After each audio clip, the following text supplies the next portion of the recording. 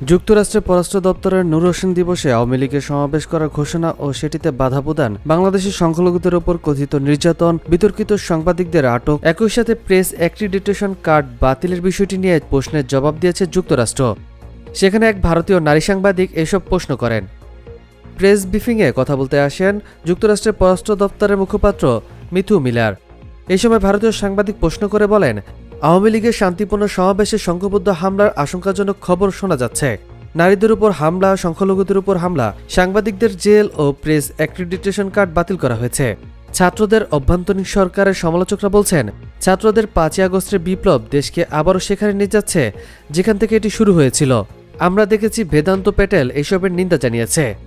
বাংলাদেশের অভ্যন্তরীণ সরকারের সঙ্গে এ ব্যাপারে আপনাদের কি কোনো কথা হয়েছে? জবাবে মিলার বলেন, বাংলাদেশের সঙ্গে আলাদা কি কথা হয়েছে সেটি এখনো আমি বলবো না, তবে আমরা বাংলাদেশ সরকারের কাছে স্পষ্ট করছি, যেমনটা আমরা বিশ্বের সব দেশের কাছে করি, আমরা শান্তিপ্রিয় আন্দোলনকে সমর্থন করি। চাই না সরকার কোনোভাবে শান্তিপ্রিয় আন্দোলনে সহিংস দমনপীড়ন চালাক। ভারতীয় সাংবাদিক বাংলাদেশের সংবিধান থেকে ধর্মীয় নিরপেক্ষতা বাদ দেওয়ার উদ্যোগের বিষয়ে প্রশ্ন করেন, জিজ্ঞাসা করেন এই ব্যাপারে তার কিছু বলার আছে কিনা।